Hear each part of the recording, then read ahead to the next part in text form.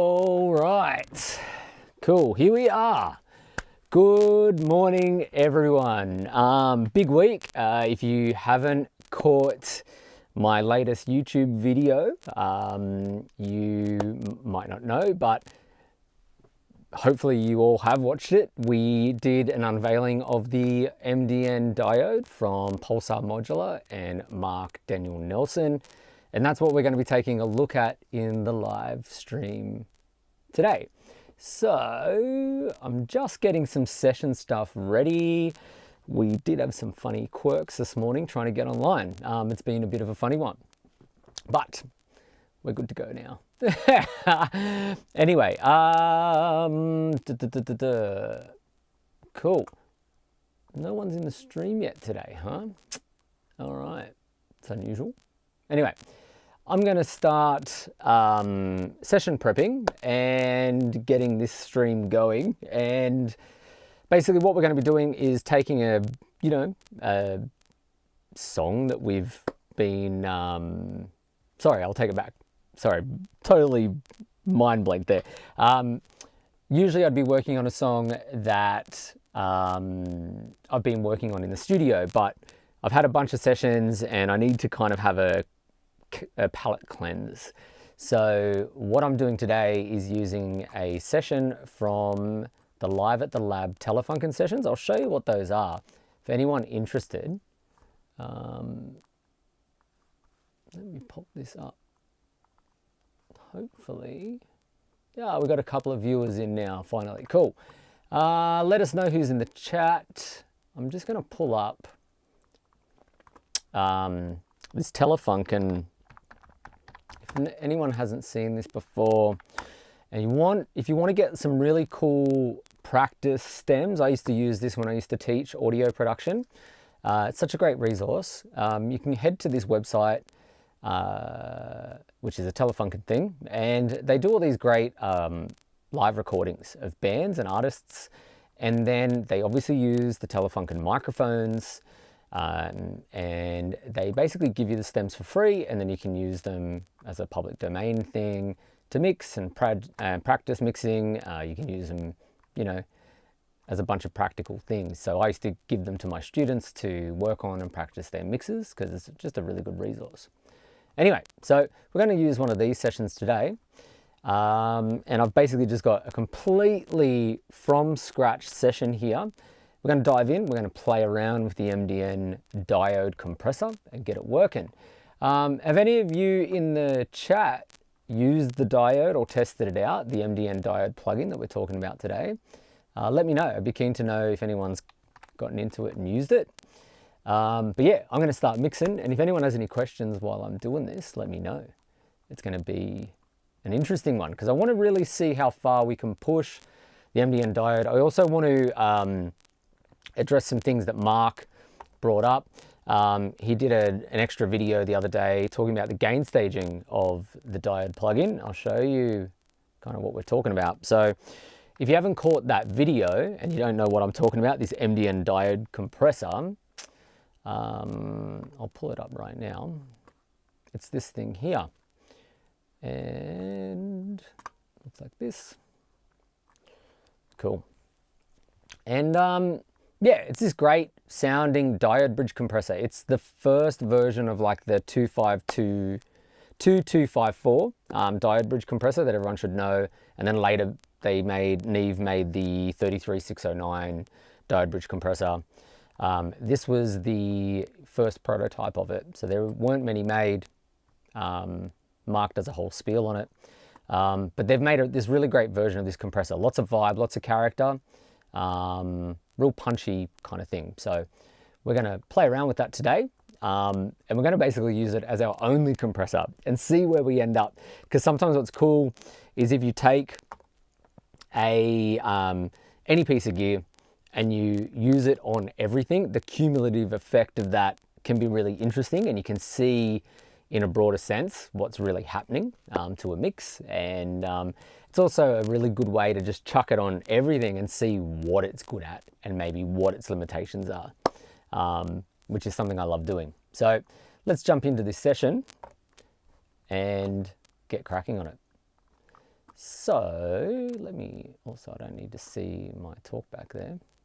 Let me get rid of that. And in the chat, if you're in the chat, say g'day. Let me know if the audio is all good. Hopefully everything's working. But here's the track.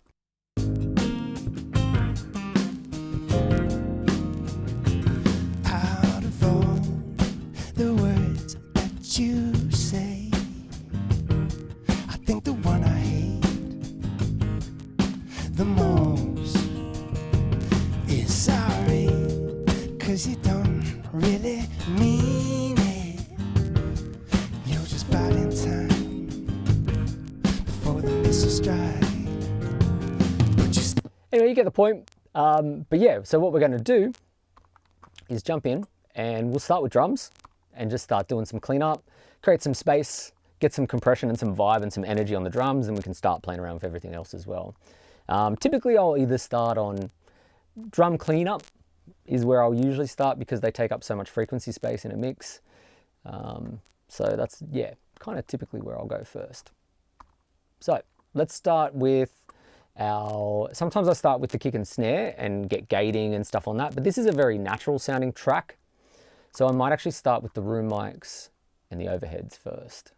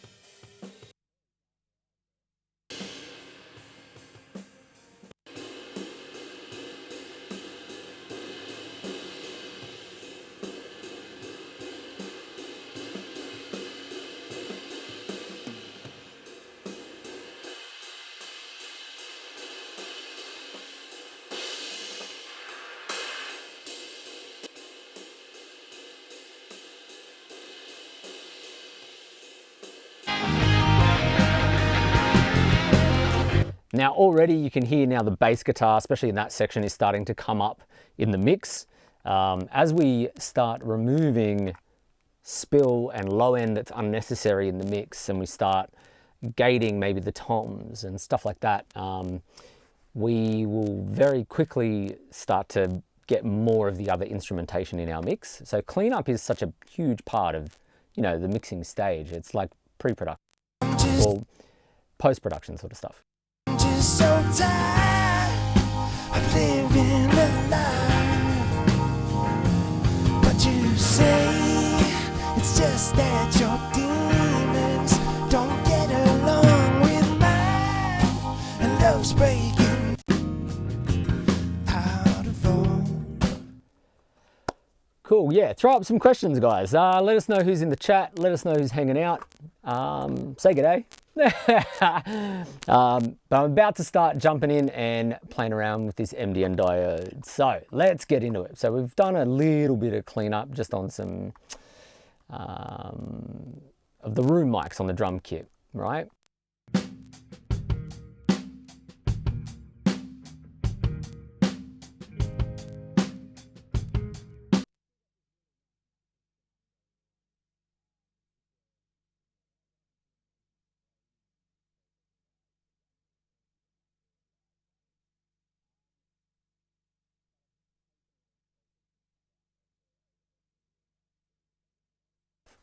So let's start on this kick bus and start.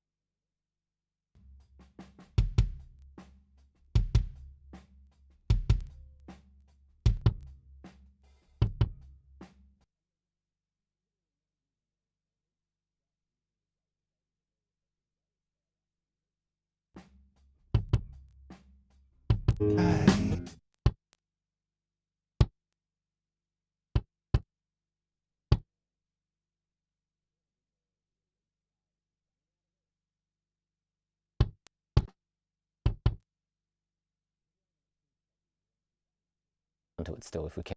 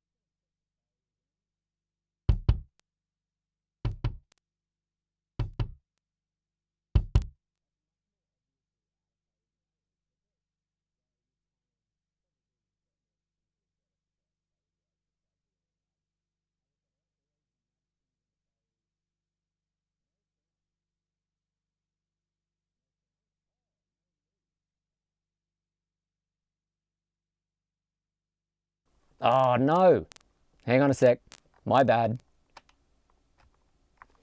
There we go. Oh, very, very sorry about that. No sound, no mic. Lab Supernova, thank you for letting me know.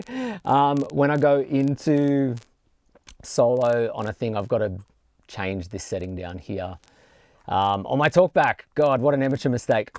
Apologies for anyone that could not hear me talking. Barry Crocker, thanks mate, good morning. Same as last week, no sound when you punch in and out. Also intermittent static, same as last week, but love your content, hope you work it out.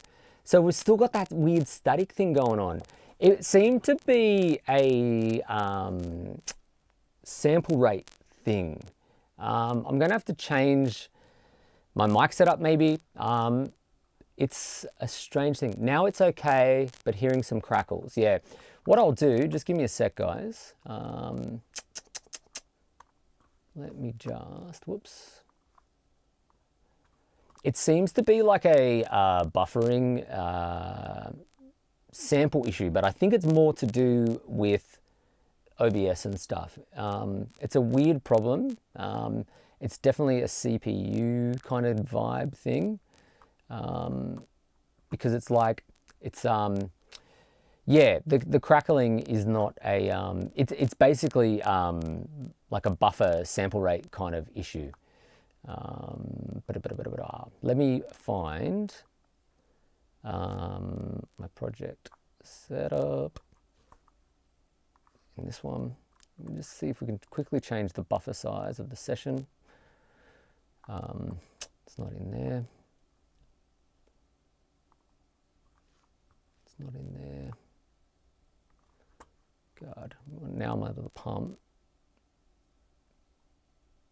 Let me just, studio setup. Here we go. Yeah, I'm set to like the craziest buffering. But yeah, I'm not sure if it's because I'm running Cubase.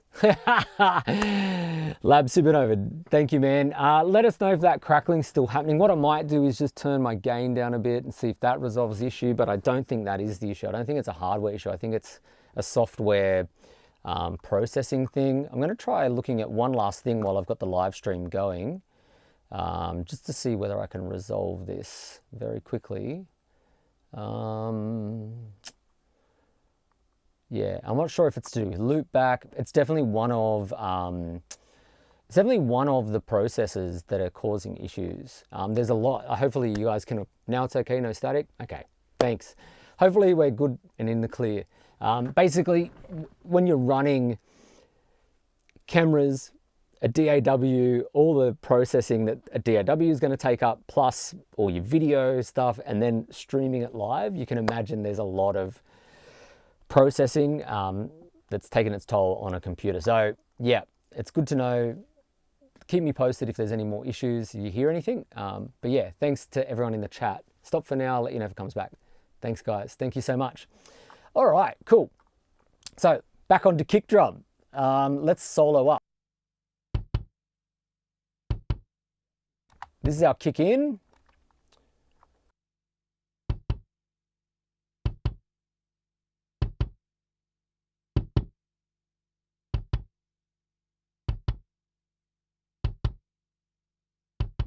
Nice.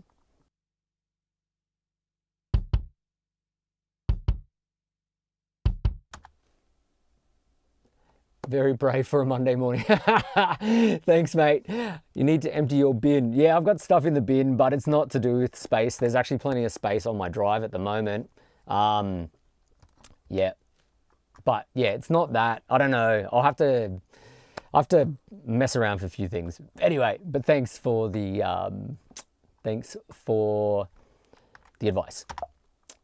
Whoops. All right, so now that we've done a little bit of EQ and some gating on the kick drum,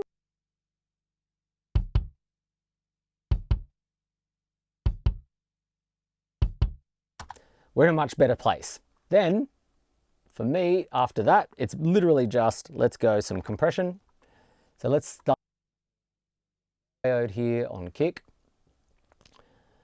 Now, you know, it is a bus compressor, but that doesn't mean we can't do some cool shit with it, right? So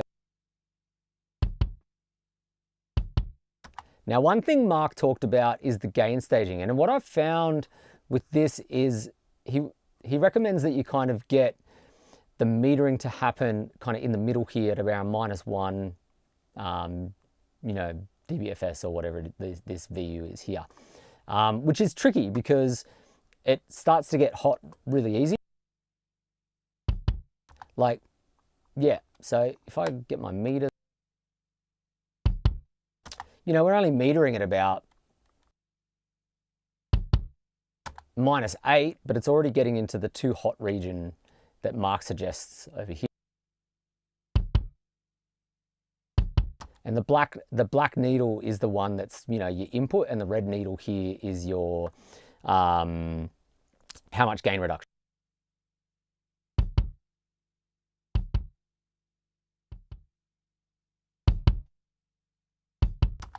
Anyway, so I wish this input trim was actually like a, you know, turning down that actual thing there. But anyway.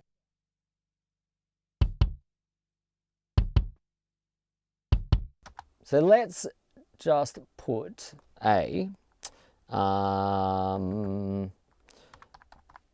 we don't have a trim thing in Cubase, but we do have a soft clipper. So what you could do, I could either turn it down on the fader. Actually, I might just turn it down on the faders. Let's just do that. So I'm not adding another plugin.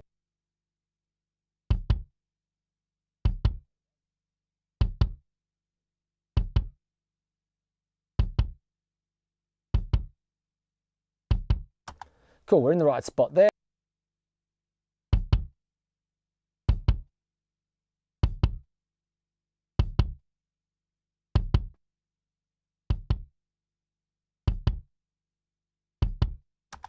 That's cool, that's already sounding good. Let's try it with the heft. Now the heft, what it does is it adds a bit of low mid weight to it.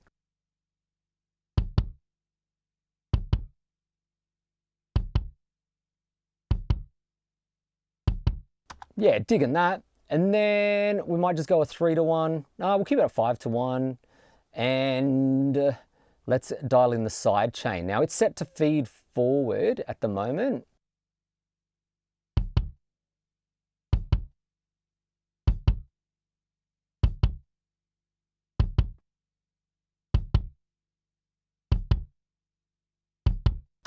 And that's just going to leave some of the really low stuff. And then let's see what it sounds like with a bit of drive as well. Maybe it'll add a cool character to it.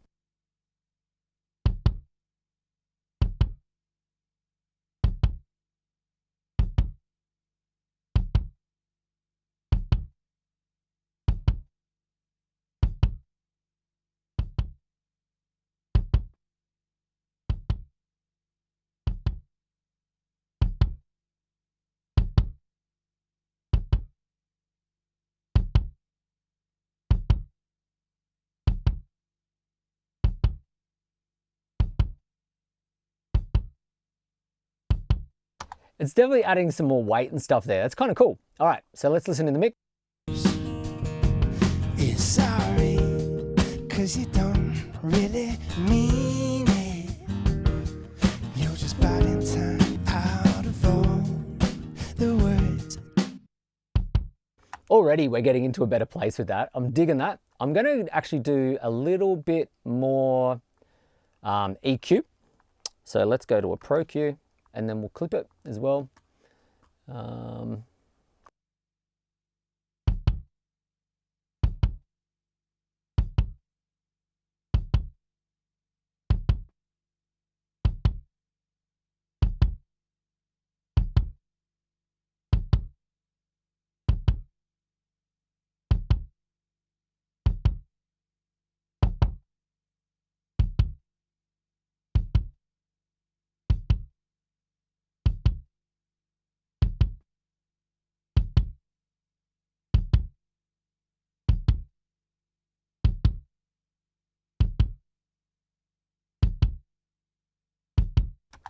Now we need a little bit less of the lows, I think. It's getting a bit too tub. I think the one I hate the most is sorry, 'cause you. There we go. And like, man, I'm digging that actually as a kick drum compressor. It's kind of cool. It's definitely adding a bit of front to the kick drum. What I've noticed, a cool thing I can show you right now, is if you want more attack out of the MDN diode, if you put it in, I'll pull this up. If you put it in feedback mode, here you can change it from feed forward to feedback. And then your output gain stage feeds back into everything, and then you get a different kind of attack. You get a bit more of a slappiness, which we might do. Just have a listen.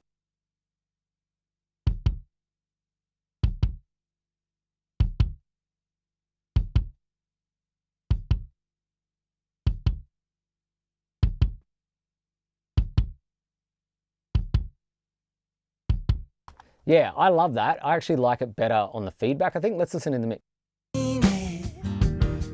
You're just biding time out of all the words that you said.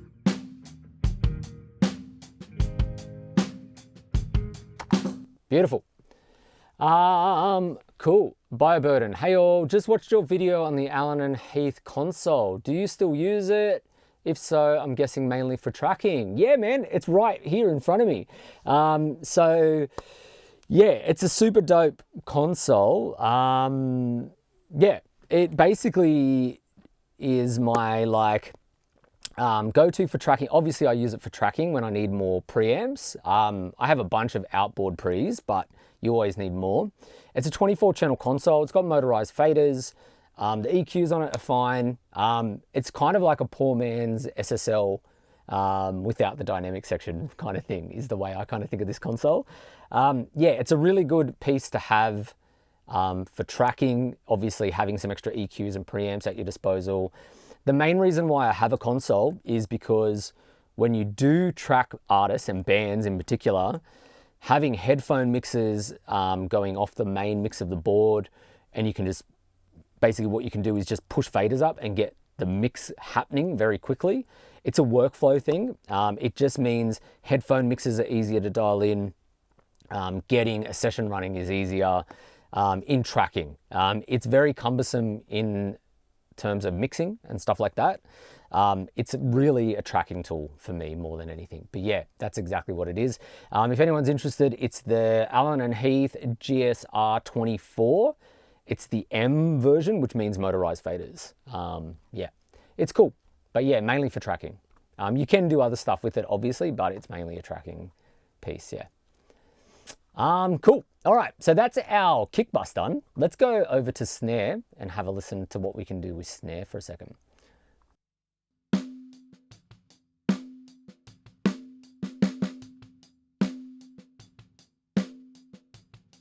Now, obviously we have the option to gate a snare if we want to. I'm not going to gate the top snare on this. I'm going to keep it quite open and natural.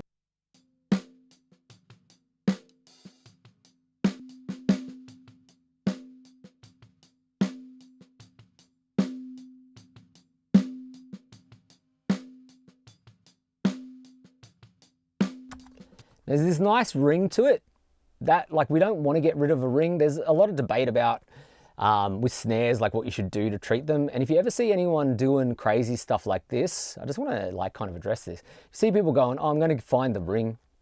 I was taught this, and kind of like deadening a snare by getting rid of ring or overtones or whatever. Just so you know, if you're doing stuff like this all over your mix or over something, that's really just comb filtering. That's what comb filtering sounds like. So all you're doing is messing up the sound, making it sound thin, making it sound wimpy, taking out the energy of it. If the overtone and the ring's a problem, really the only thing to do is like a snare replacement thing with something like trigger.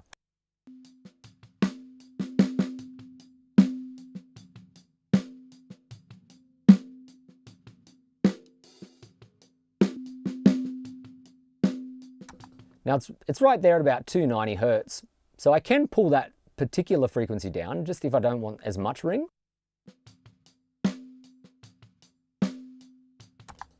But yeah, It's usually in the mid-range I'm going to play around with.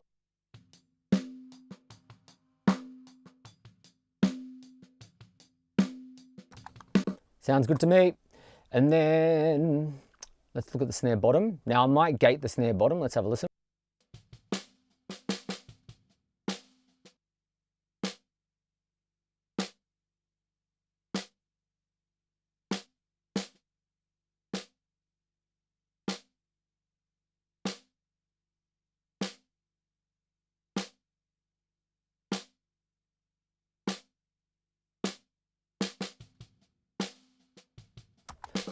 No, I'm going to leave that. There's a bunch of ghost notes and details in there that need to be preserved, so I'm not going to gate that either, but we will EQ it.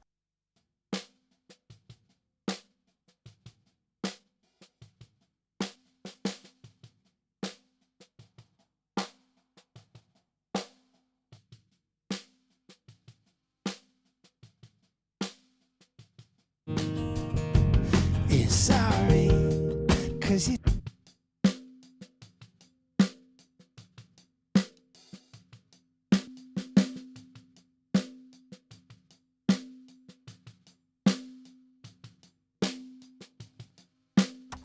Just checking phase. It's in phase, which is great. All right, now let's get another MDN. All right, now on this one, we'll keep it at like a 5-to-1, start off there.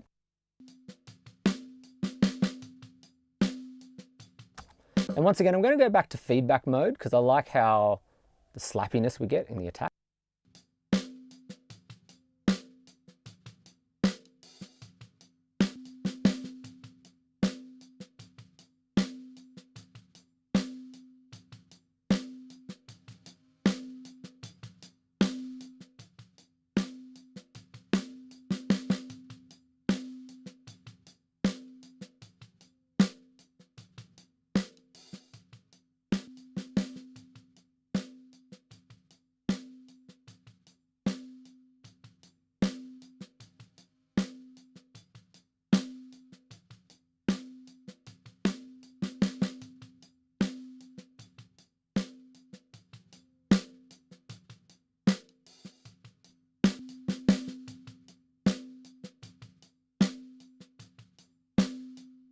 And you can hear like the compressor, because of its like slow release, it's really bringing out more of that ring. And on its own, the ring might be a problem, but if we listen in the mix, sometimes those overtones and those ringiness of a snare are actually what helps the snare cut through. We'll have a listen in a sec.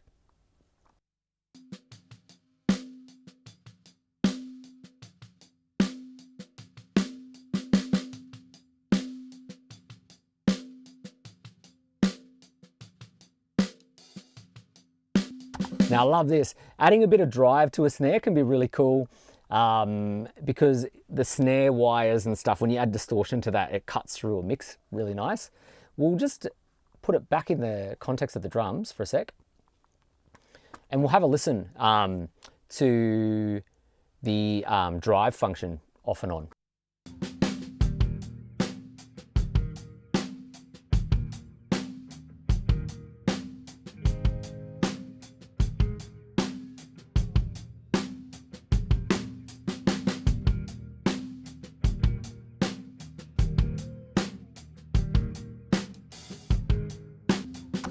I don't like the drive on its own, but with the heft, that low mid weight added back in, it sounds great.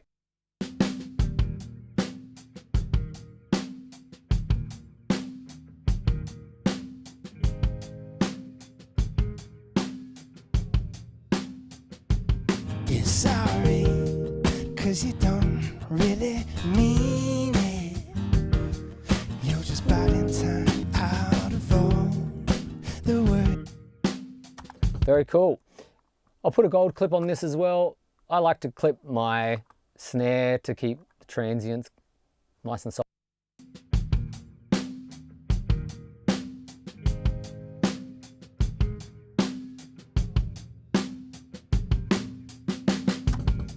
Cool. One of the most interesting compressors for 2025, 2026 for me. Yeah, it's a really cool one. What I like that Pulsar Modular have been doing is they've really been, with Marc in particular, with his plugins, but the rest of the Pulsar Modular stuff is pretty great as well. But with the stuff they've been doing with Marc, they've been finding signature pieces that are obscure, rare, have a vibe, aren't just your typical 1176 plugin or whatever, you know what I mean? Like, we don't need more of those compressors. Finding stuff that would actually be different and useful and add something new to our mix templates is really cool. Cool. So then let's add some snare reverb. I use snare reverb as a kind of thing to bring out the close mic of like the snare close mic, and it's kind of like a huge part of drum sound for me, because if you choose the right reverb, it can reinforce your snare.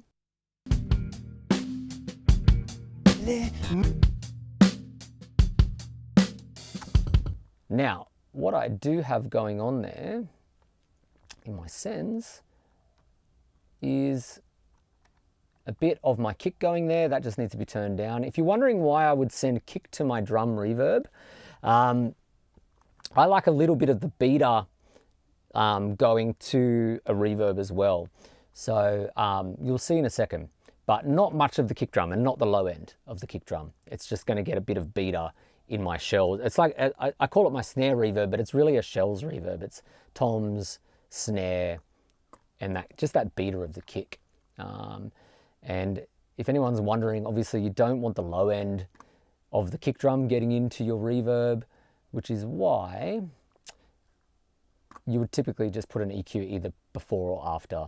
So this is my go-to reverb chain.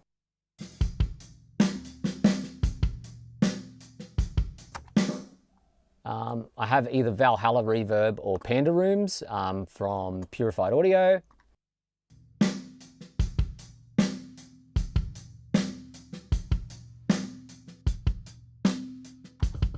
And I either use the ribbon or the LDCs.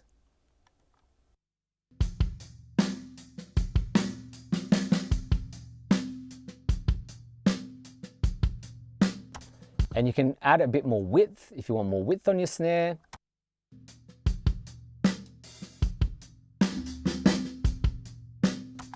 And I'm on the wrong room.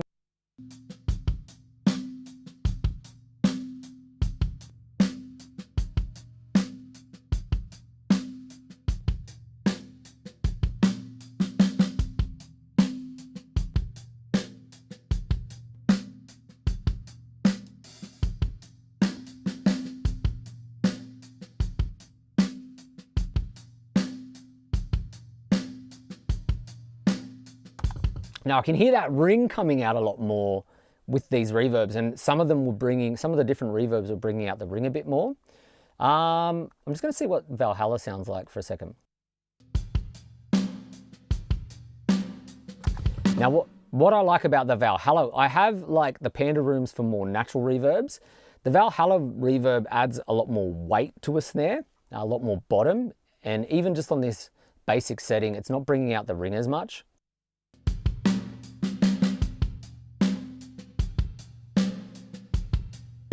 Especially with that decay time. As I shortened the decay time there for a second, it really brought it out again. So we'll do that. Whoops. And then what I'll do is add some EQ. Give me a sec. Let's put some EQ on this.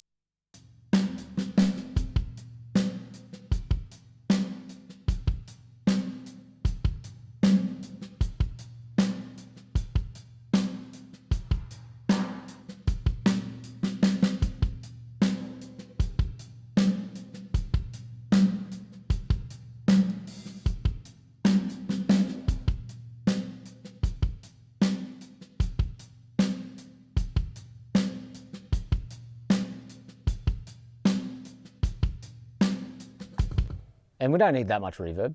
I'm just kind of trying to hear it.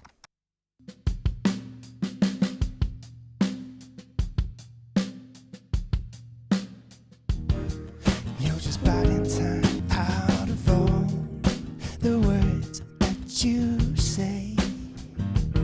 I think the one I hate the most. That tone, that overtone is actually problematic now. So what I'm going to do, I'm going to see if I can get it out of the bus.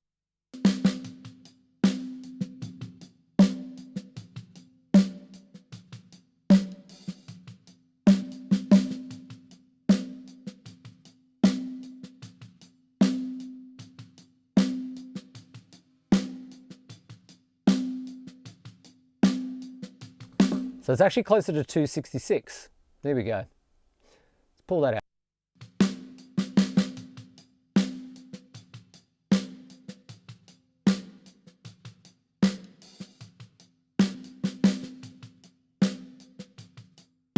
You say, I think the one I hate. I can't stop hearing it. It's a bit of a shocking one. What I might even do is not try and get it there. Let's try and get it in the snare top mic itself. It's really becoming problematic in the mix there now. I can hear it drastically.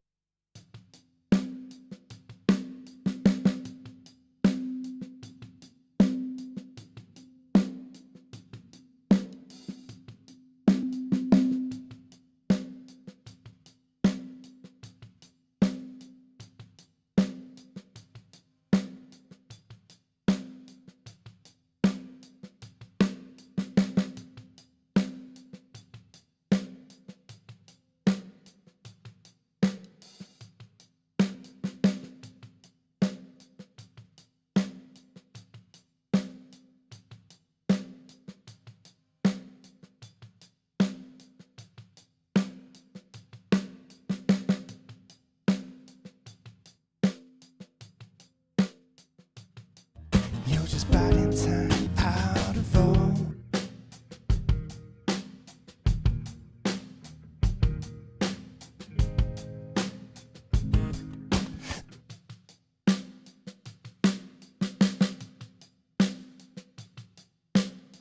And I think we might be out of phase with our overheads now. That can be something that's either happening from the plug-in chain or something weird, because I'm losing the snare.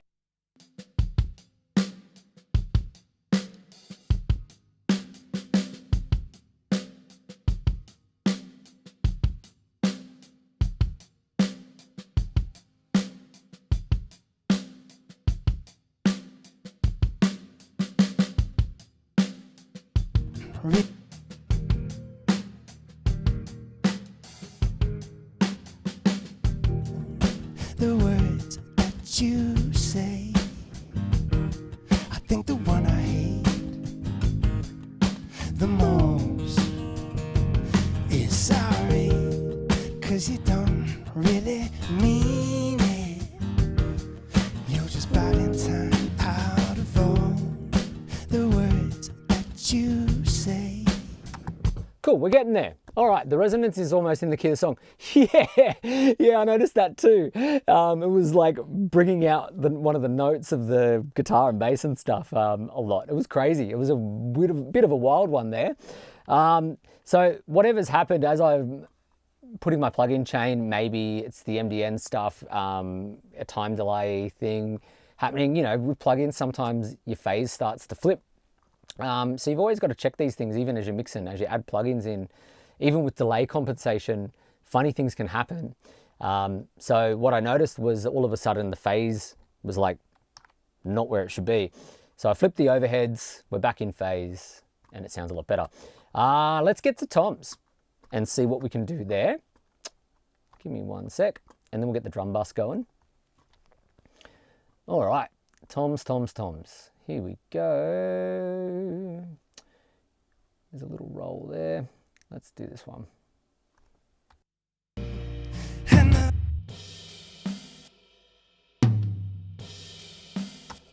Now these toms sound great. I will try and gate them if I can. I just need to see what this hit is here.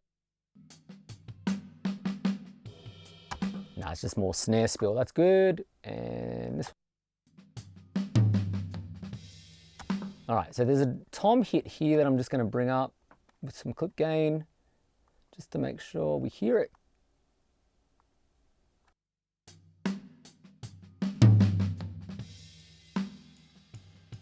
It's a bit quieter than some of the other tom hits, and the rest should be good. We should be able to get them with trigger. So, and once again, I'm going to be using trigger to gate, but that's all it's going to be doing. We're not doing any sample replacement here. You know, I do that from time to time. I might blend a sample in if I need it, but for today, we're not going to do that.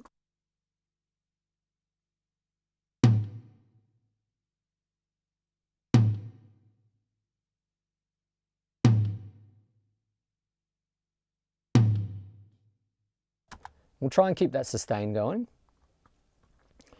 Then let's put some EQ.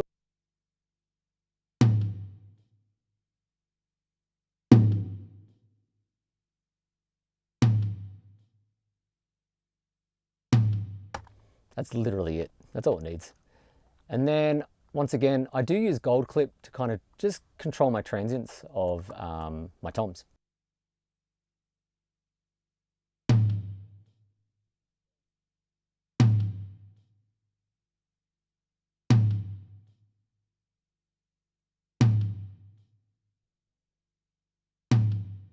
Cool.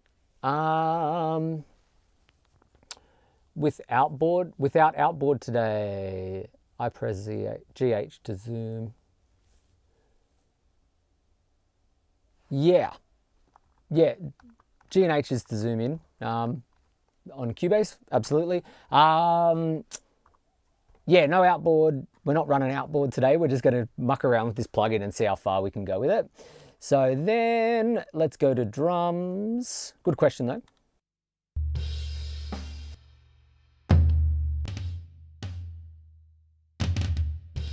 Whoa, that is.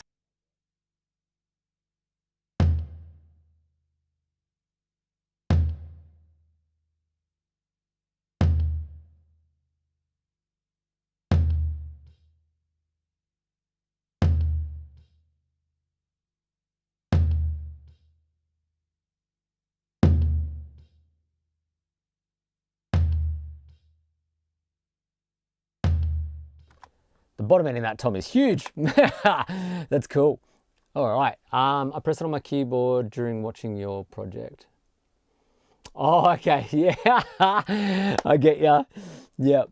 Yeah. So we'll be back into some hardware stuff next week for sure. I've got something cool planned for next week.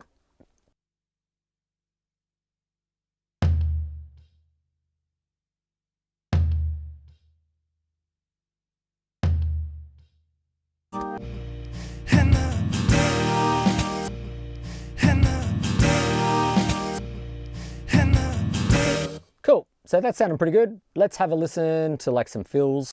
Demons don't get along with mine, and love's breaking even in the middle of life.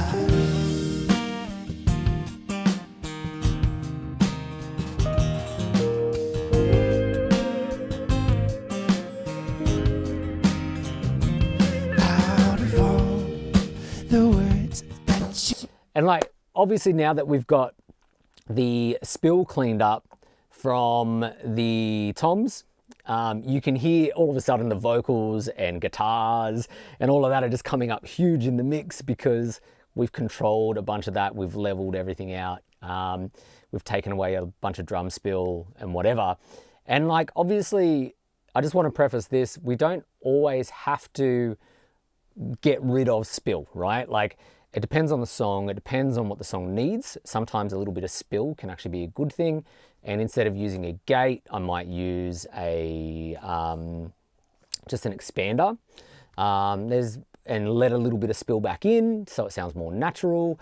For this, it's got some room mics and stuff, and some nice sounding overheads. So I think we'll be okay drum wise. I'm definitely going to have to rebalance this mix in a second. What else we got? Oh, we got a crotch mic here too. I don't know why that's panned. Whoa. In a second, why did I do that? All right.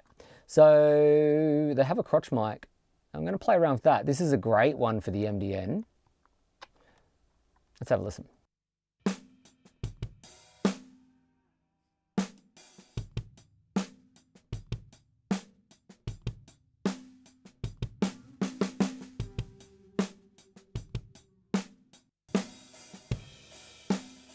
Sounds excellent. That's exactly what I want a crotch mic to sound like.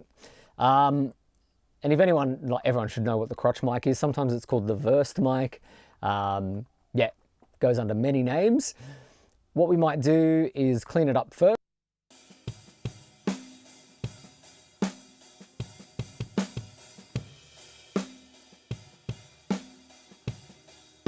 I'm just going to take a little bit of that cymbal stuff out.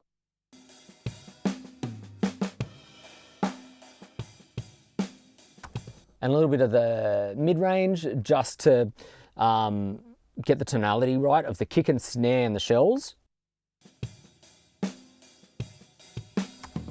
And what we're going to do is we're going to use this crotch mic with the MDN diode, whoops, like I would in any mix, to bring forward the slap and the attack of the shells. So let's do that quite effectively.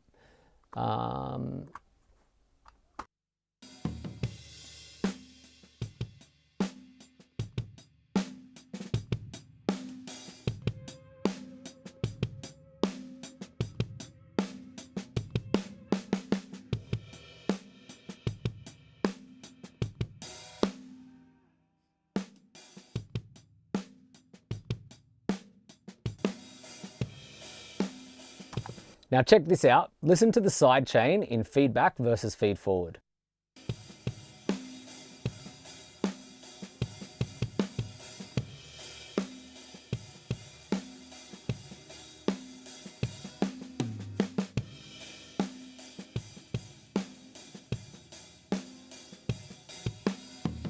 It becomes almost a completely different tonal compressor.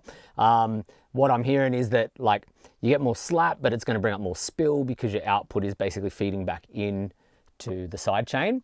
For this, I prefer it in feed forward mode. Let's put some drive on it.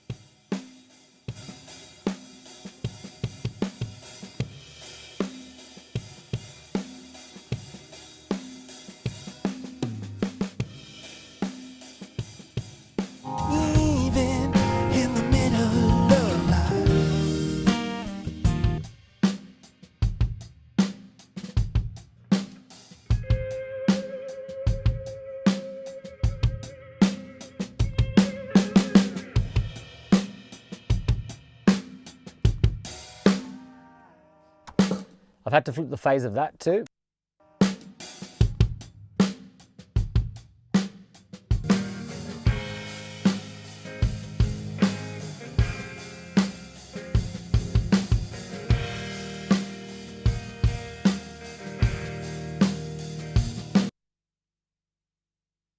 And love's breaking even in the middle of life.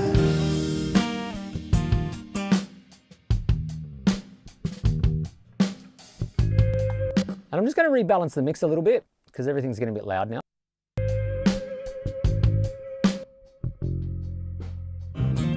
Out of all the words that you say, I think the one I love the most. So tired. Whoop. Let's pull that down. Of living a lie. But you say it's just that your demons don't get along with mine. And love's breaking even in the middle of life.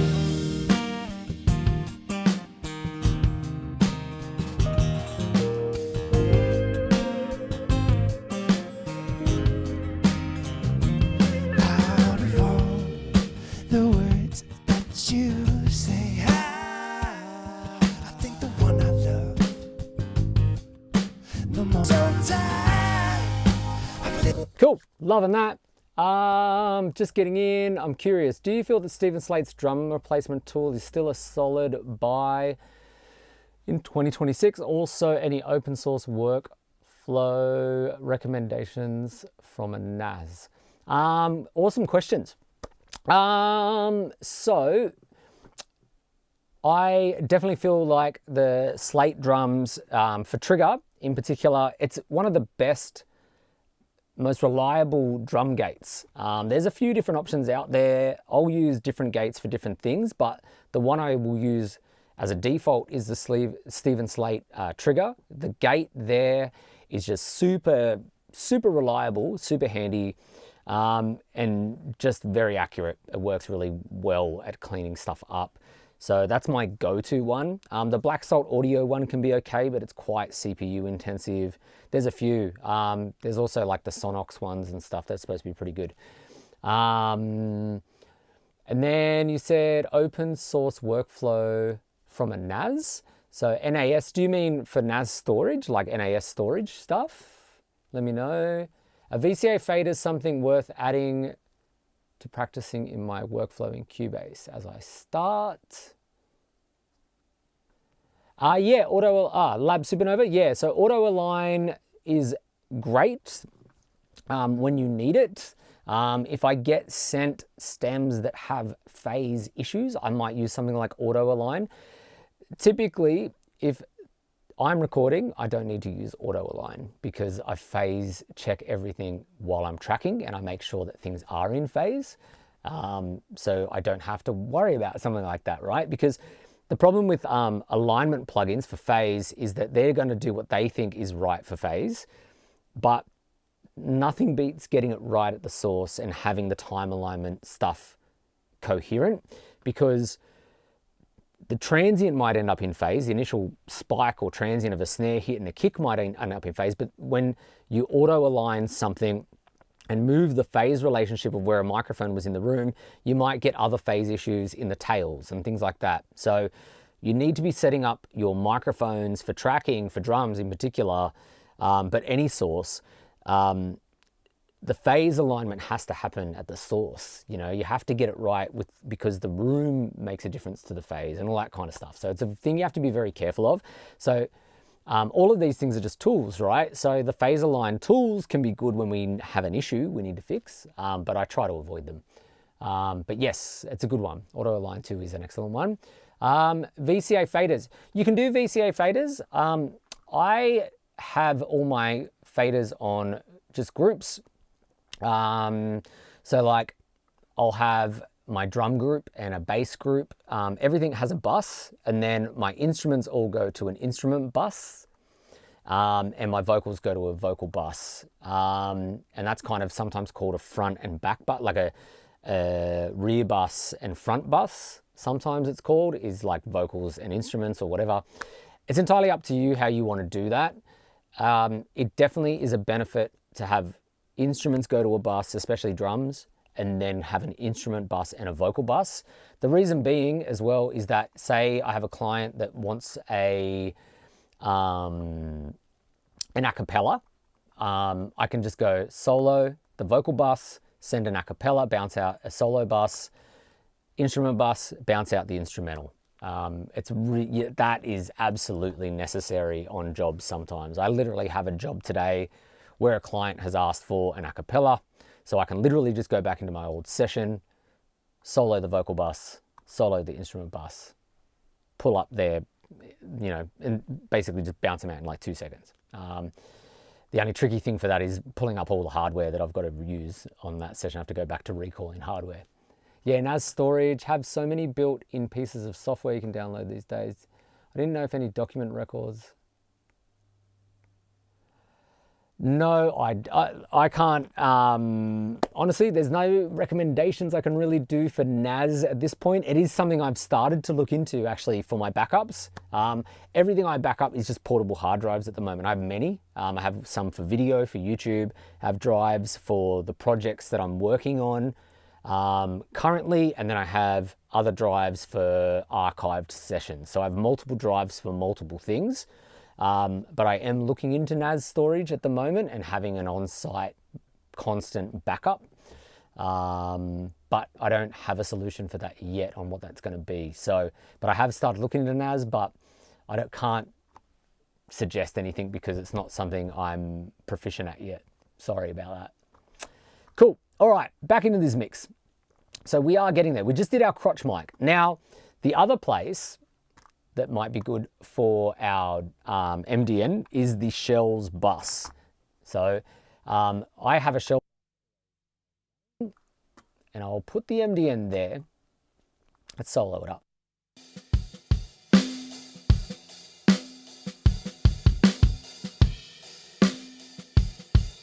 Now we're still hitting that kind of correct threshold that they recommend in the middle there.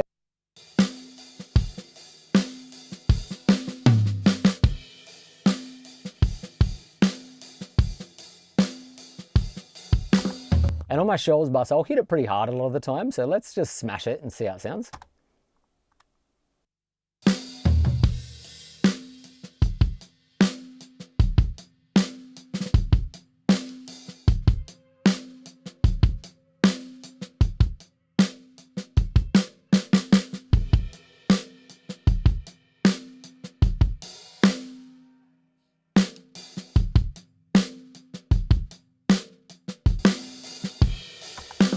That's cool. That's adding a lot of attack and snap to the shells bus. I don't mind that at all.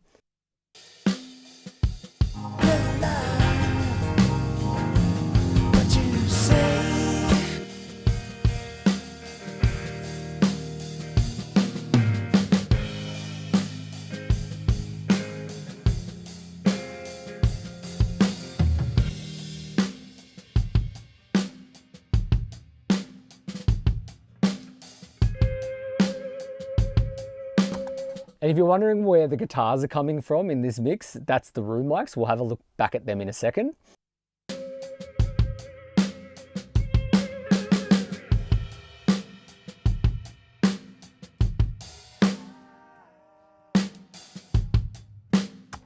And something I'll do if I'm using a plugin on my shells bus, I'll use Gold Clip.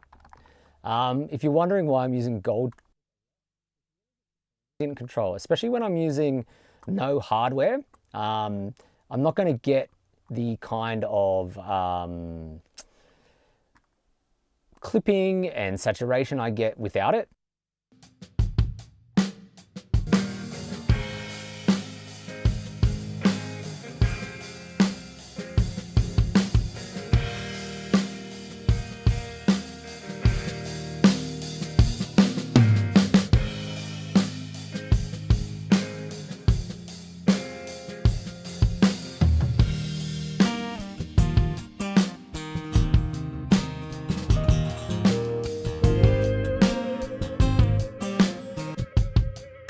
And that's really, like, that shells bus is getting the drum energy really where it needs to be now. Like, we're struggling to get the kick and snare really where they needed to be in the mix, but that shells bus with the MDN diode is really pulling it together. I'm going to take that off and then put it back in and have a listen. The words that you say, I think the one I love.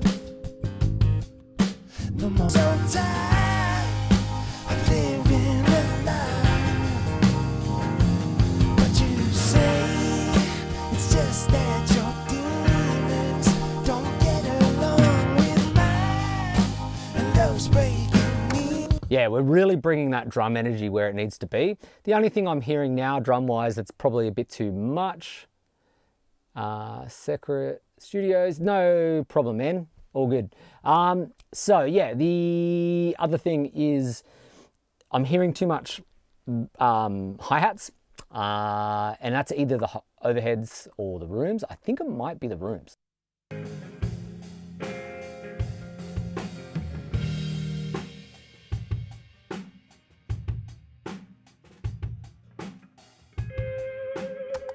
Yeah, it definitely is. What I am going to do is go back to my original idea of rolling off some highs in the rooms to make them a bit darker, because that hi-hat is just too loud.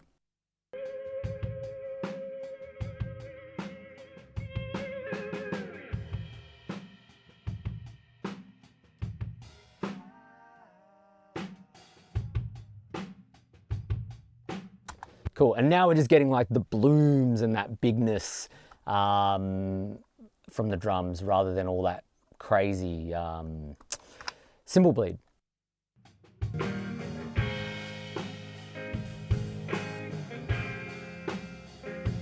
Have a listen when I take the EQ off.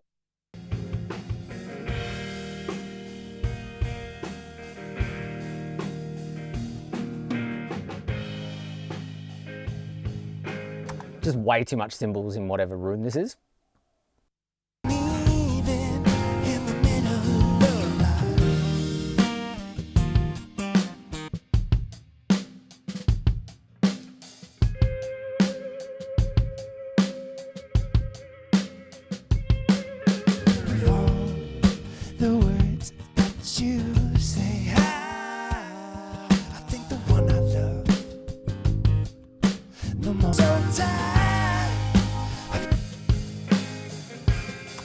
Cool, we're getting there. I'm just going to dive into the overheads now and have one last listen.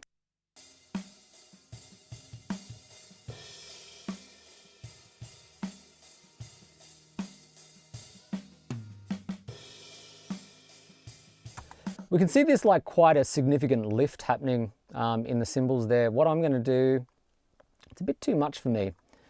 It's soft sounding, it's not harsh, but it's still too much. I'm just going to put a bit of a shelf there.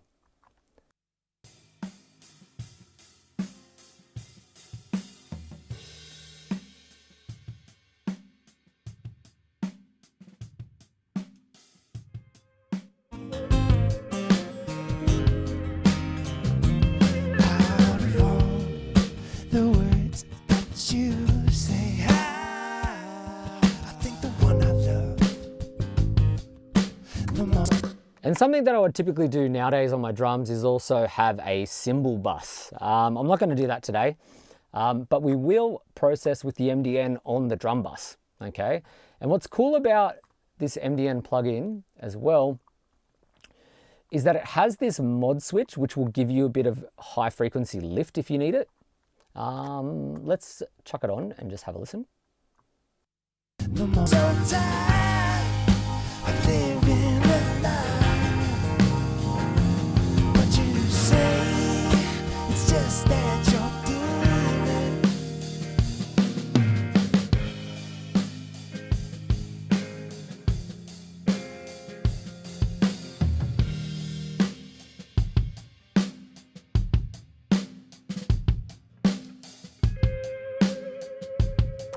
Yeah, and have a listen when I turn the mod on and off. It just lifts the highs, the hi-hats a little bit.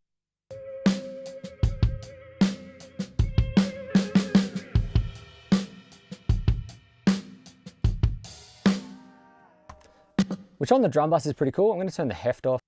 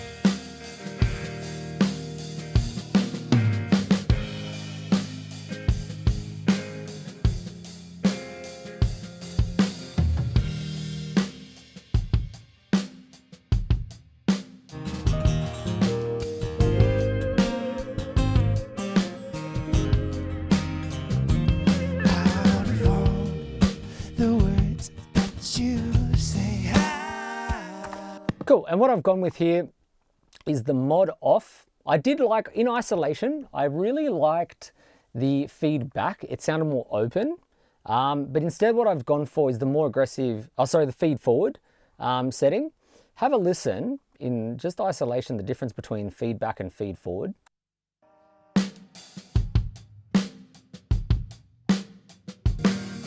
Actually, what I'll do, I'll put the mix in 100%.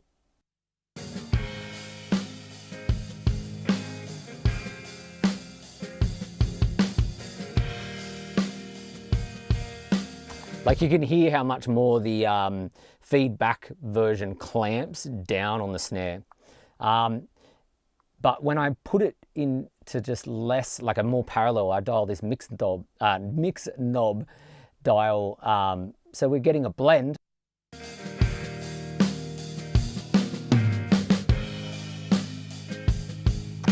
That weight and roominess that we're now getting with the feedback circuit actually reminds me a lot of what my Behringer 369 diode bridge compressor does to a drum bus, and I like that. So the parallel blend, feedback, and then just pushing a little bit of the output into the feedback gives you that kind of big, bombastic-y kind of sound. You can hear the drums really pushing a bit.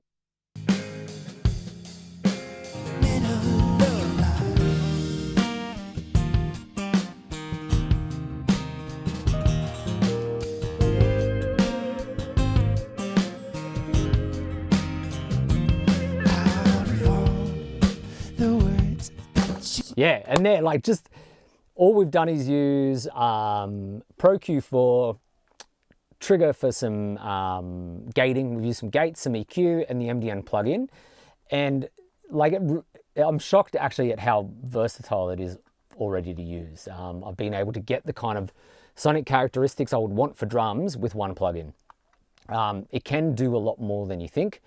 The other thing we could do, if we wanted the rooms to be more bombastic, we could put it on the rooms. For this song, I don't think we need it. And also the rooms are going to bring up all the guitars. But I am going to put a clip. You say, I think the one I love, no more. So tired of living a lie. But you say it's just that you're. And this is just a soft clip up, just to grab any crazy transients that get through on the way to the instrument bus. I have it not really doing much. If I've clipped properly on my kick and snare buses, I might not even need it. You know, it's just an in case thing. Demons don't get along with mine, and love's breaking even in the middle of life.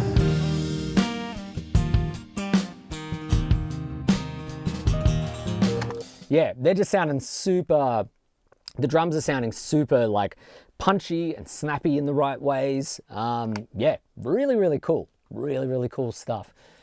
We'll jump into bass. Now, let me, how are we going for time? Yeah, we're going good. We'll do bass and then we'll do vocals today.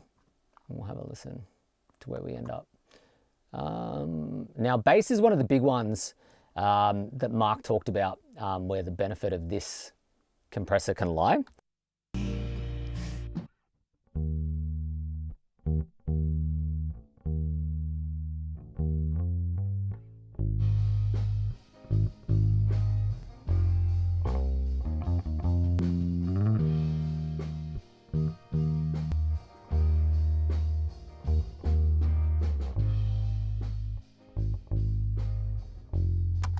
So the first thing I'm going to do is just try and clean up a little bit of that spill with some EQ.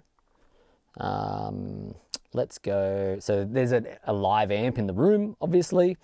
Let's just go in to Pro Q, as always.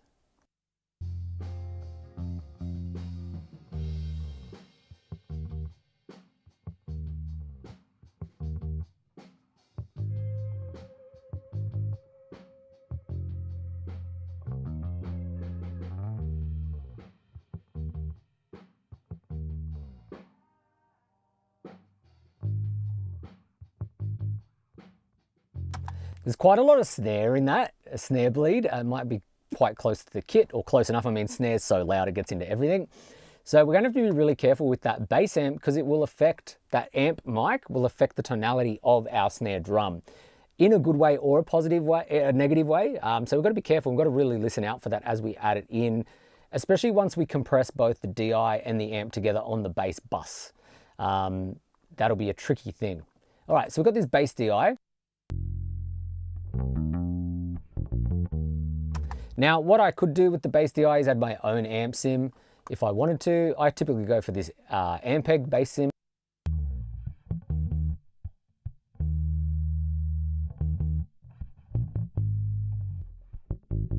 But for this track, I'm going to try and keep it more just straight DI. We'll just see how we go.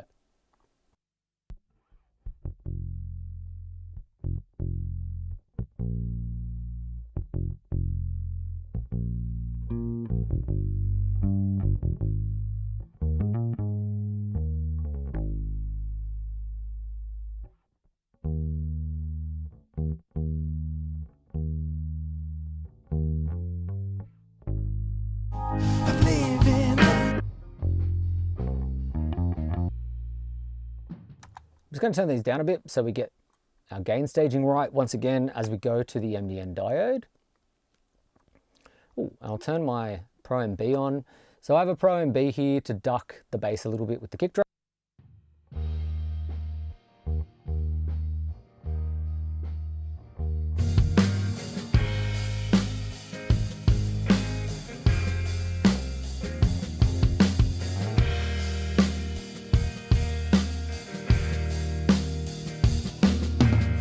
I'm going to put it on very, very lightly. It was grabbing about 3 to, well, how many dB will we get in there? It was ducking quite a bit. It was getting about 3 dB of ducking. I halved that because for this song, you don't need heaps of ducking on the bass. You know, certain genres, yes, but maybe not this one. Cool. Let's see how far we can push this MDN diode on bass. Whoops, MDN. I do like this plugin on bass already, and Marc, it's one of his favorite use cases.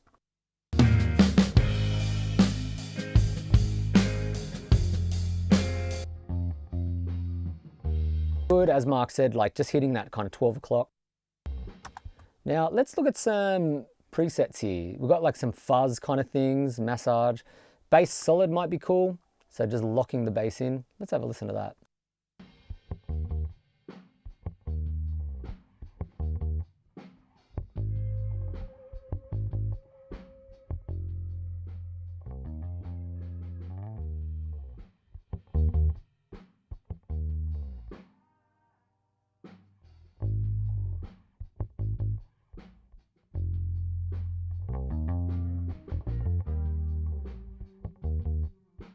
Fingers, drop it in my cup, help me stir it up. But you say we can't get there from here. Damn if I won't try. And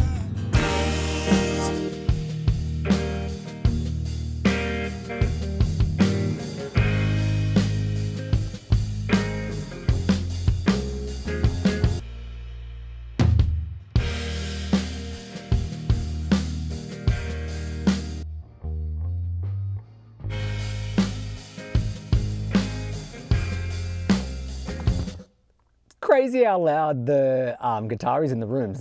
Now that we've got compression on those rooms, have a listen to the guitars in the room.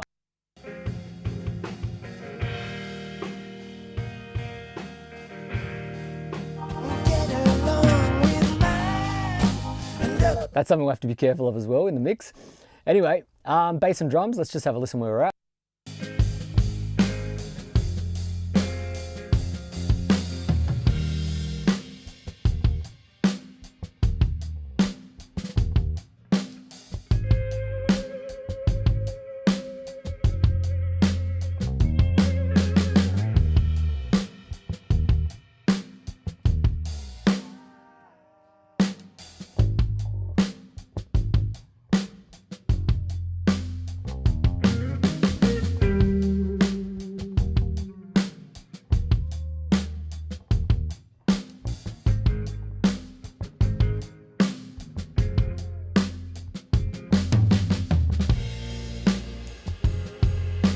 It's really, in this setting, it's really quite a bloomy kind of bass tone. It's really sitting underneath the drums in a cool way, but I want to kind of bring out a little bit more. I do love saturation and stuff on my bass guitar sounds.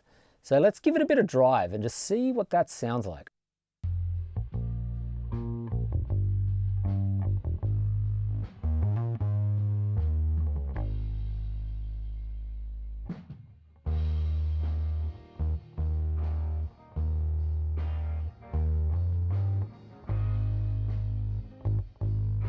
Just a little bit there. It gets a lot, really fuzzy, really straight, like quite quickly it gets fuzzy.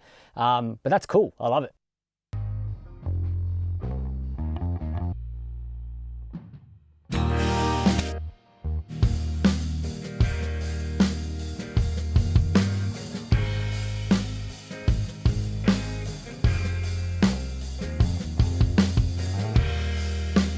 Just changing the ratio a little bit there. I'm going to change the feedback circuit.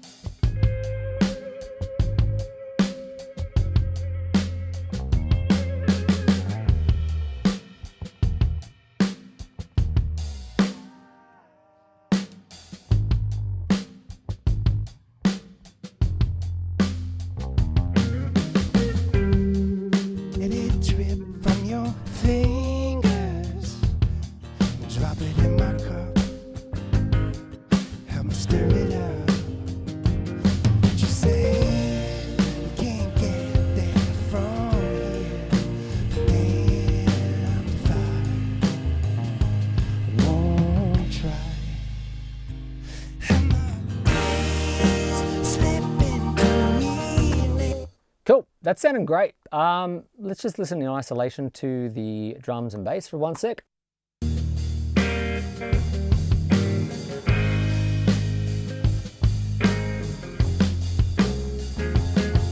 And I might need to pull the rooms down for the drums because they're just pulling up heat.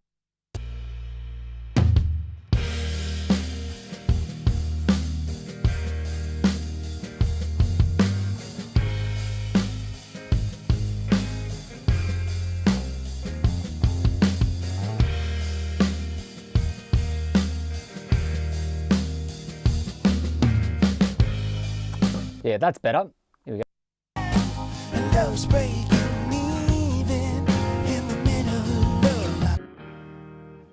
All right, let's have a look at guitars real quick because now they're kind of messing up our mix a bit. There's some funny stuff with these guitars because there was 2, and then there's some acoustic guitars as well. There's a bunch of stuff going on. And I just need to see if these are the same guitar part. They do very much seem to be. Yeah. Okay, so there's 2 guitars. One's the amp with one mic and one's the amp with the other mic. Let's go to the heavier part here and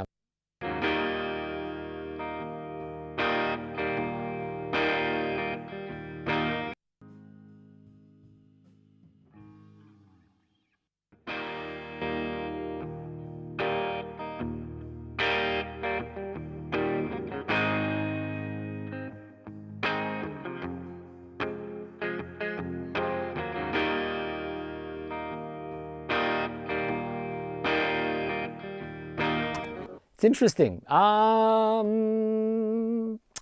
We're going to clean these up a little bit with some EQ. Take that off.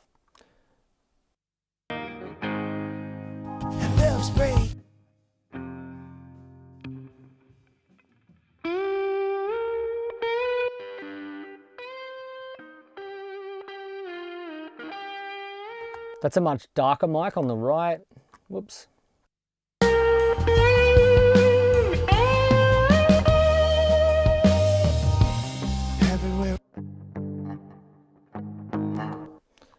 Now, interestingly there, we've got another thing that was part of the acoustic guitar, but it actually seems like it's all part of this guitar here, which is a bit wild. might mute.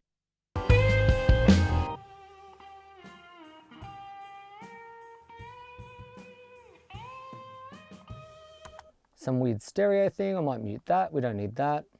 And then there's a helix.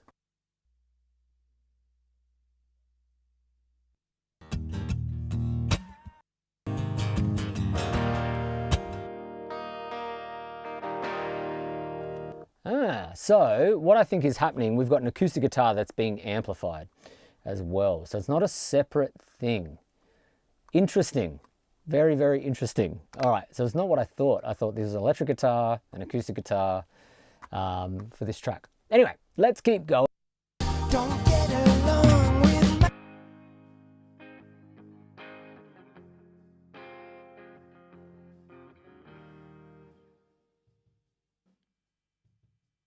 This is going to be a very tricky one arrangement-wise. Anyway, it's fine.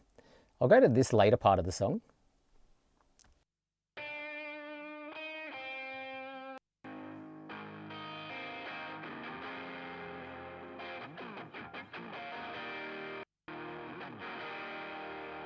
Cool, so once it gets into that distortion and that, I want to hear what's going on there. So we can control a few things. I'm probably just going to come in and clip gain. Whoops. All of this down a bit. Whoops. Whoops. Damn it.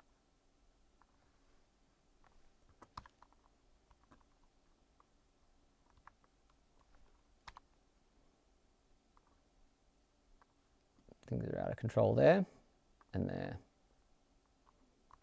Whoops.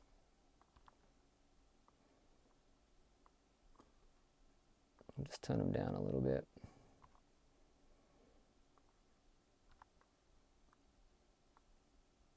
There we go. All right. It's honey, let it drip from your fingers.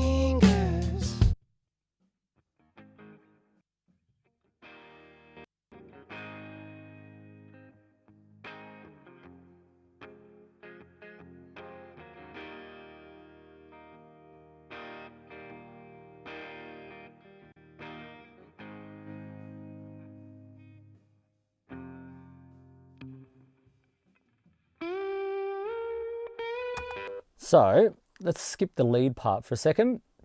Go back to that area I was talking about before, and we'll just work on the rhythm kind of sound.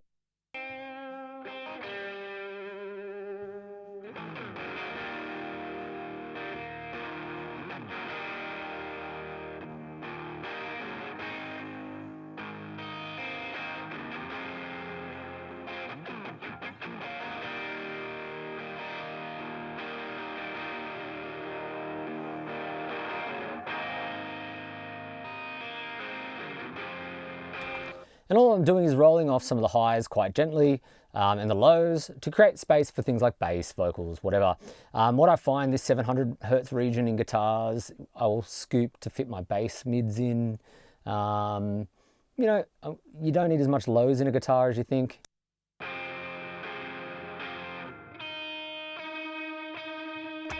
It all depends on the source.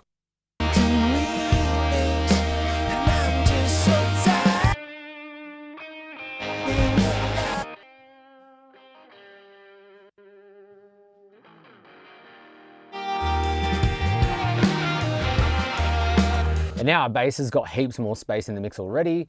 Let's go into the guitar here.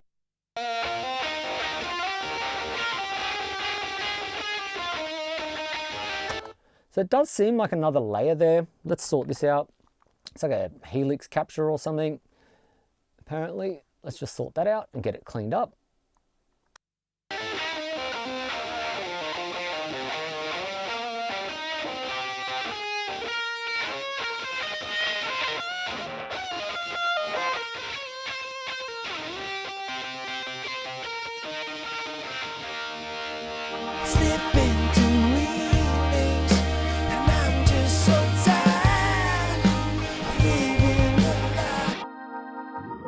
Cool, and then we've got the keys.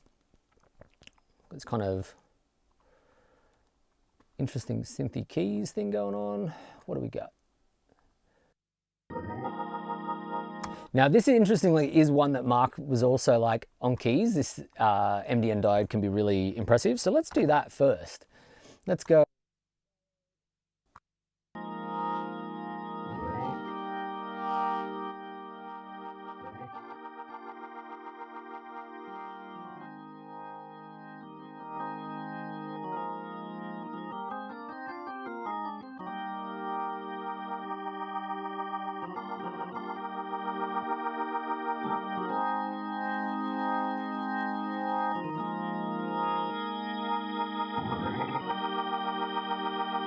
Now, because it's like a Wurlitzer kind of vibe, I'm going to actually disconnect the left and right. Because we still want to get the, the Leslie or whatever, whatever they're using. We want that left and right panning to still happen. We don't want to lock that down with a stereo compression. We want dual mono. So if anyone's confused about what I'm talking about, there's a stereo link here down under the faders, right? So you can link your left and right or put them in dual mono. And so for this, because it is, like a Leslie style organ thing where it's like left and right, and it's going to make that left and right kind of panning, sweeping thing, you don't want to lose that.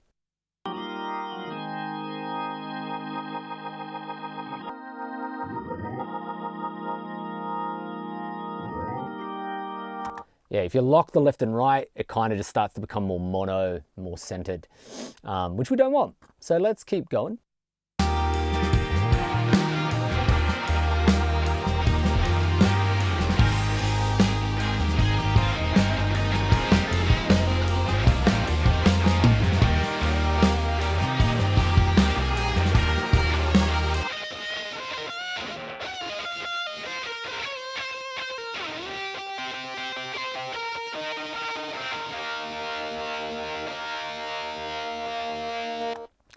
Might have to put a cab capture on that or something. That's an interesting thing there that's going on.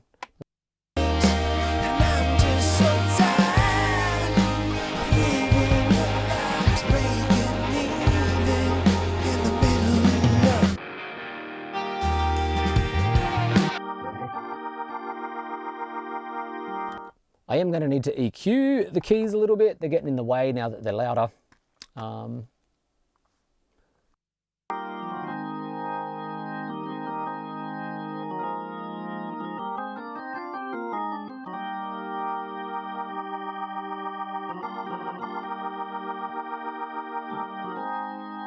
And so you can see the fundamental of this is around that 1 kilohertz range. So what we can do is dip that in our like guitars and bass and stuff like that, and then create some space for that.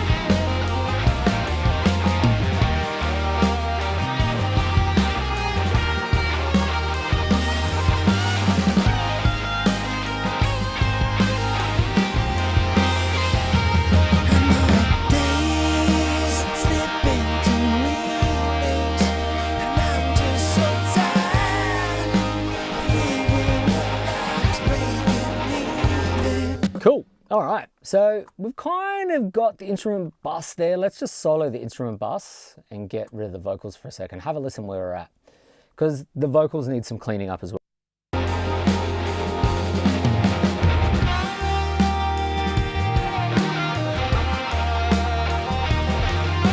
Without the vocals in the mix, we're sitting quite nicely. Everything's kind of getting into its place.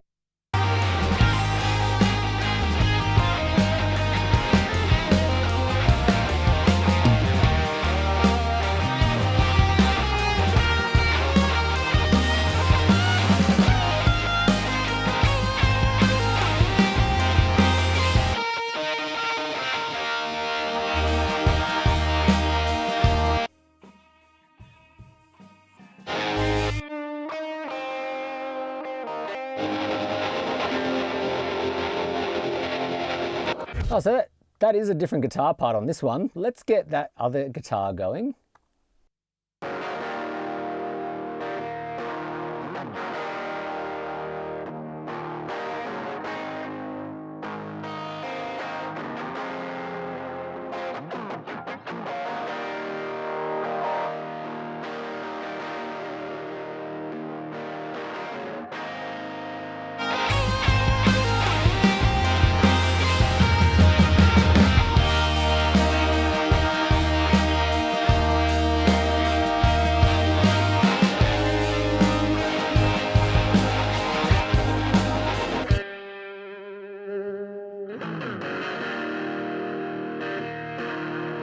Yeah, it's part of that original guitar. So what I might do is take that.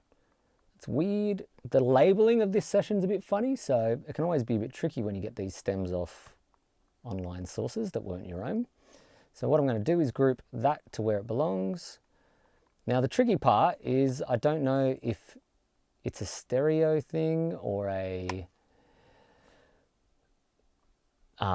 like if these are actually in phase or out of phase. They seem to be slightly out of phase, which is interesting. But they are the same take. I can see they're the same thing, which is weird as well. So they might show up left and right because of the phase incoherency. Maybe they're supposed to be a left and right mic setup of the same thing. Maybe it's just a phase weirdness when they captured it. Who knows?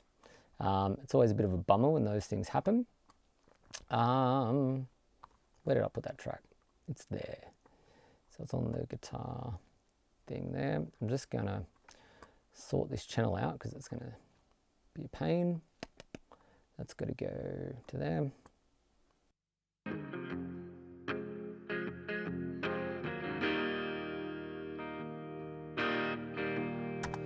You can kind of treat it like a left to right thing for now, and I can see the phase coherency later.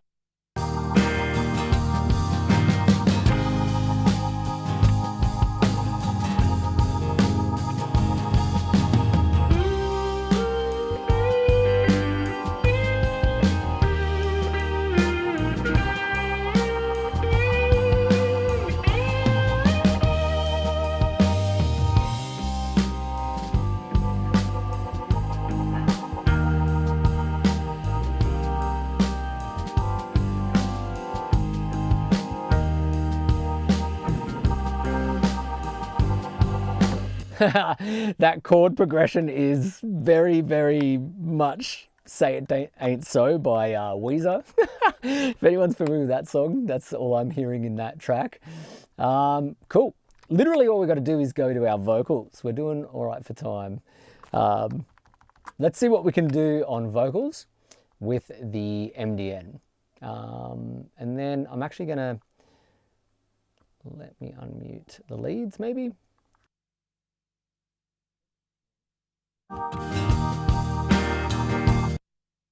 Give me a sec. Did I? It's because the bus is soloed, isn't it? Sorry, dudes. All right. Don't get along with mine, and love's breaking even in the middle of... Whoa, that's some crazy proximity effect there. Let's get some EQ cleanup going on this track first up. Try and sort some of that proximity out. Love life. Lots of spill, you know, live record. I'm just going to loop this section of vocal here. And the days slip into evenings, and I'm just so tired of living the life. But you say it's just that your demons don't get along with mine, and love's breaking even in the middle of life. And the days slip into evenings, and I'm... This is the kind of vocal that I would definitely need some like RX for or something. It's pretty full on. I'm just going to try a little bit of de-essing I've got a bunch of different DSs I use. Has anyone got a favorite DSer? I'm always struggling to find something that I want to use as a DSer. And I'm just so tired of living the life. But you say it's just that your demons don't get along with mine, and love's breaking me. This one's called Split S. It's pretty good. It's pretty usable.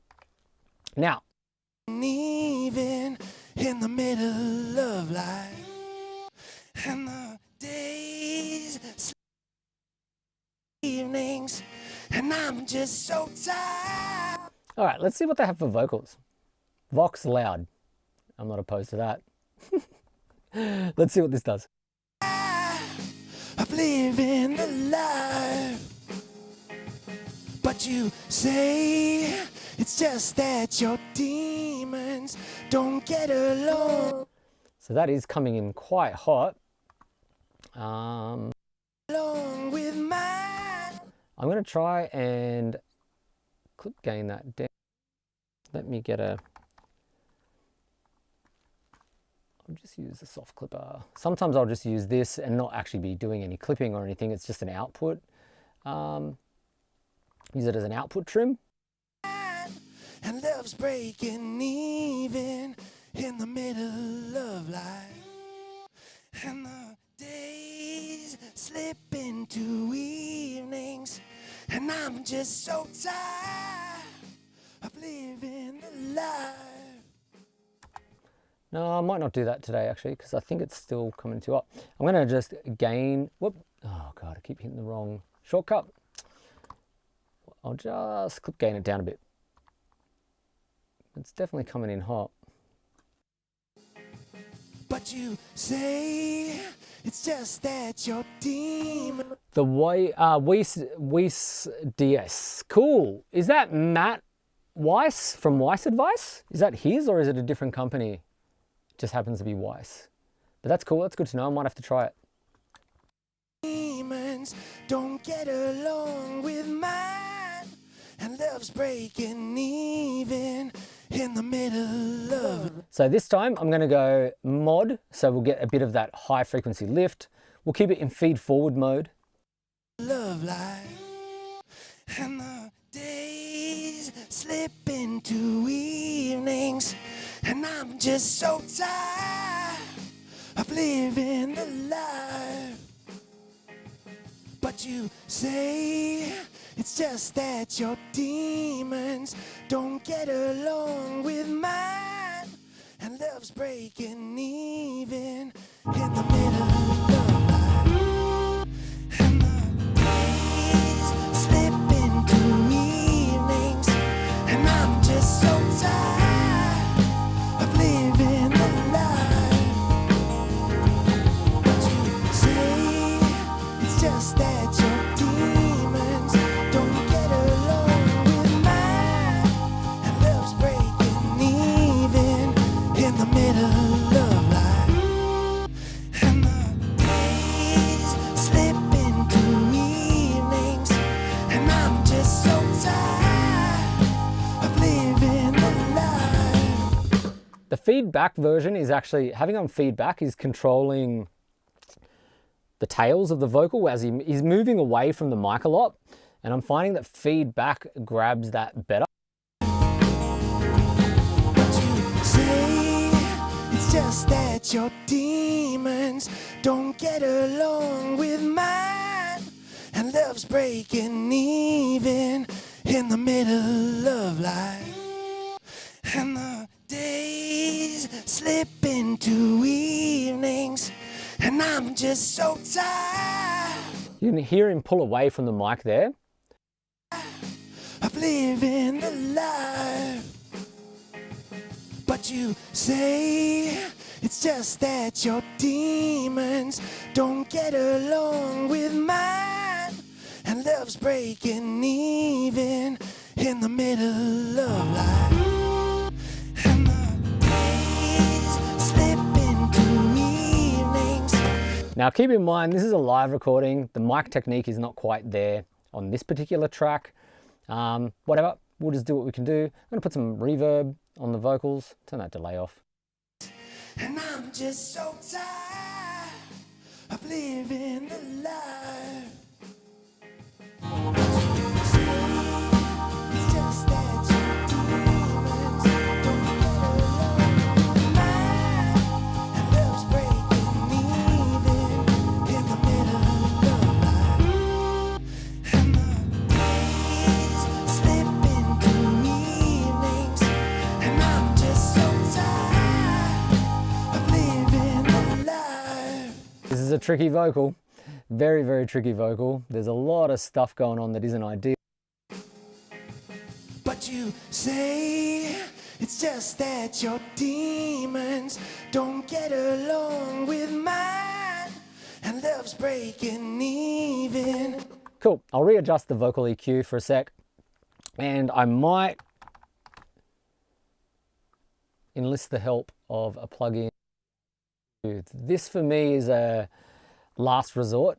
I don't often use things like Soothe. I find you can get funny phasey things happening, but on this particular vocal, we definitely need some kind of de-essing or de-harshing. Been in the middle of life, and the days into evenings, and I'm just so tired of living the life.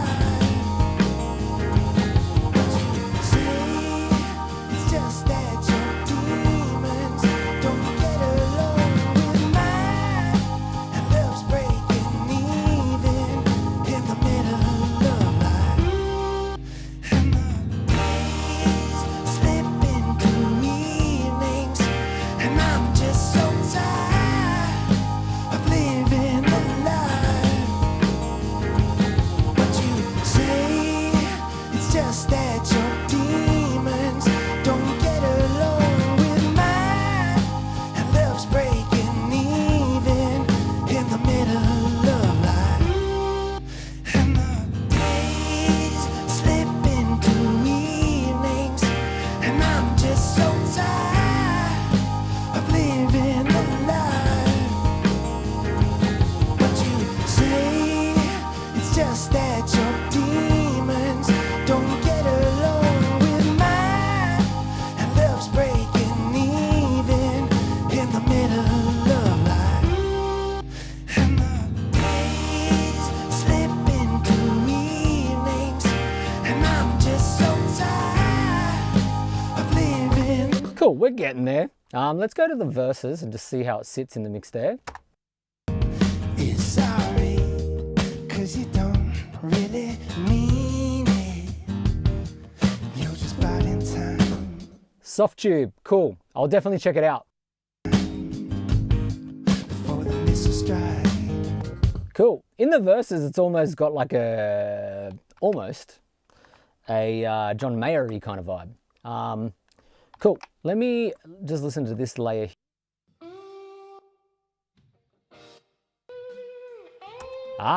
That's a nothing layer, so let's get rid of that. That's got nothing on it, which I had suspected. Let's remove it. And we got this layer here. So let's see what it's doing and get it to help bolster that lead vocal, and then we're kind of done. Slip into evenings, I'm just tired of living the life. Say it's just that your demons don't get along with mine. Love's breaking even in the middle. That's funny. Someone's like strip silenced this, I think. Am I hearing that right? Someone put a noise gate on.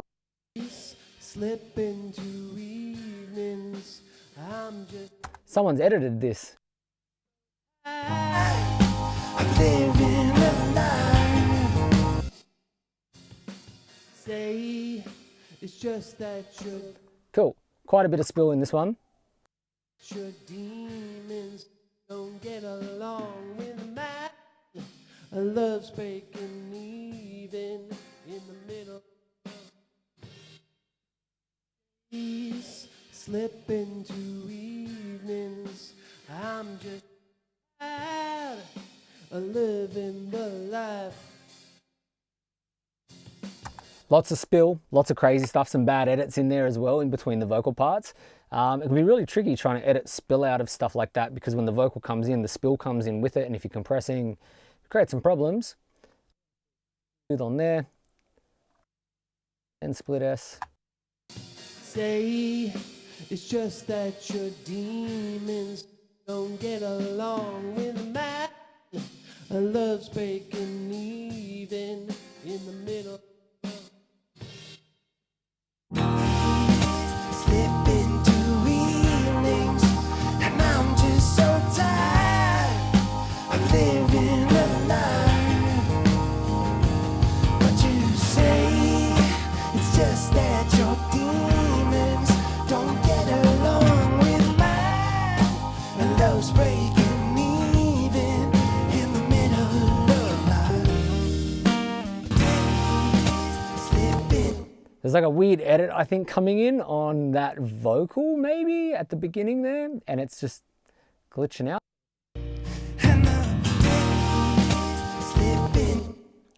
Yeah, I think it's in that vocal right there. Slip into evenings, No, someone's glitching. and the days slip into evenings, Is it there? slip into evenings, and I'm just so tired of living a lie. But you say it's just that your demons don't get along with mine, and love's breaking even in the middle of life.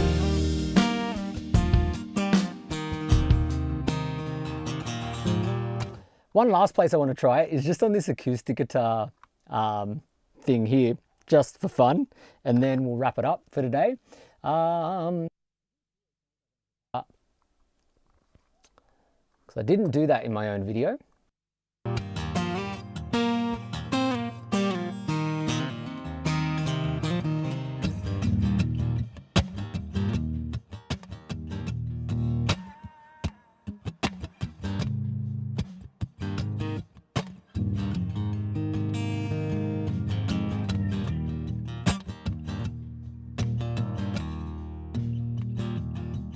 Drop it in my cup, help me stir it up.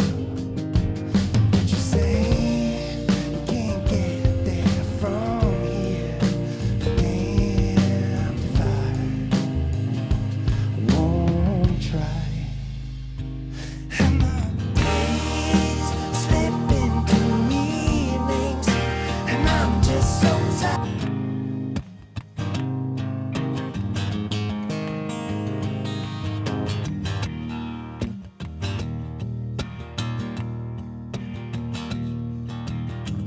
You have to be really light-handed with acoustic guitar and compressors because they can really suck down on the transient parts.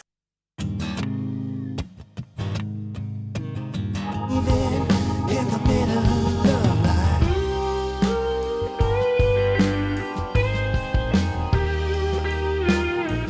No meaning, and the days slip into evenings, and I'm just so tired of living a lie.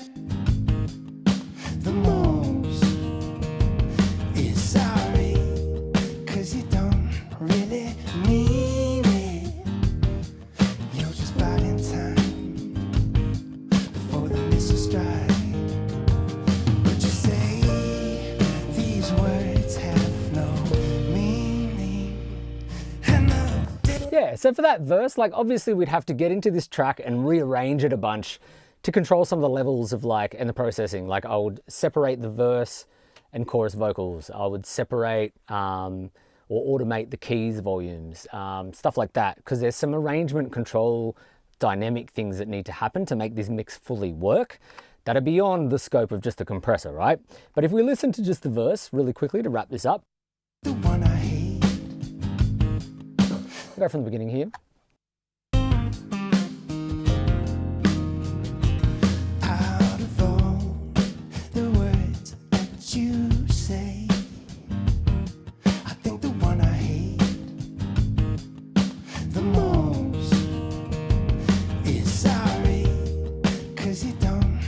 really mean it. You're just biding time before the missile strike. But you say these words have no meaning, and the days slip into evenings, and I'm just so tired of living a lie. Yeah, I mean, we're there. There's a weird glitch somewhere here. Something's chopping in and out in the tracks. That's something in the stems here. But yeah, I think for the verse in particular, like we've nailed the mix pretty well there. Like it's on its way. And remember, like this was all done from scratch today. Where are we at? 2 hours, you know, like me trying to run a live stream and whatever, and really getting the sounds dialed in that way. So let me know in the comments before we wrap up. We're going to wrap up in a second. Let me know what you think in the comments. Where do you think the MDN probably shines most? For me, it's very good on drums. I really, really, really like how this compressor works with drum information. And it's quite versatile across the drums. I'm shocked how good it could work on individual shells like kick, snare.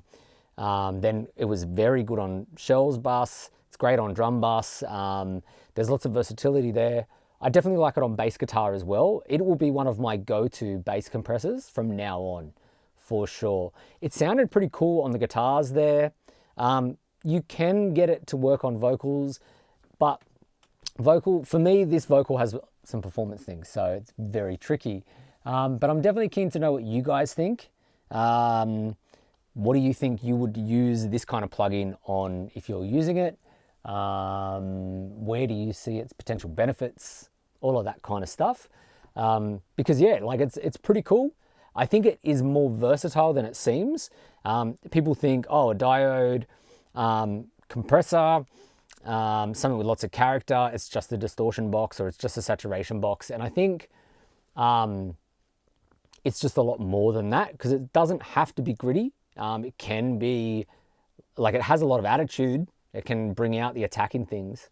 But I think it can do a lot more than that as well. So yeah, really, really interesting one from Pulsar Modular.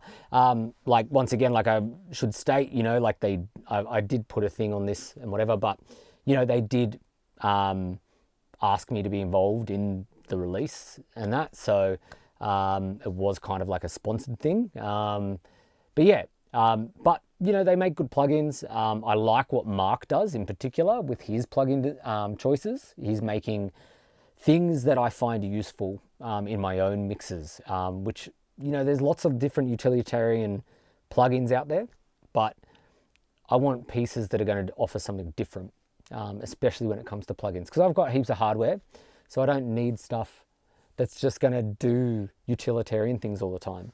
I want something that's going to add something new. Thanks, Mitch and Hato. Oh, Hato's away today. I should have mentioned. Hato's actually not here today. He got caught into his other day job, so he's not here. But I'll let him know. He said, thanks. Drums and bass. Yeah. I think drums and bass are the big one, like for this plugin for sure. And anything you need more smack or attitude or whatever. Definitely like a cool vocal distortion. In the video review I did for the plugin, we used it as a vocal distortion, and I liked it more as a vocal distortion than things like Decapitator. So very, very cool. Thanks again, everyone, for dropping in to the Monday live streams. We'll be back in next week. I've got a couple of things we're potentially working on.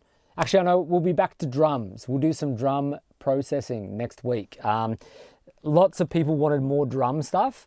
I have a drum session booked this weekend. So we'll have a look at those drum stems and we'll do some drum processing together. I have some new hardware I'm going to have in the racks as well that you might be interested in. We can have a look at those. They're kind of cool. I've got a video coming on them really soon. It's something that is pretty obscure, pretty affordable if you want to buy it used. It's right up my alley in the world of like obscure but yet affordable pieces of hardware. Anyway, we'll do drums next week. Definitely drums next week with more hardware stuff. Thanks again for dropping in, guys. I'll catch you next week, and keep an eye out for the YouTube channel as always. Thank you so much. I'll catch you tomorrow. Or I'll catch you next week, sorry. I'll catch us all soon. See you guys.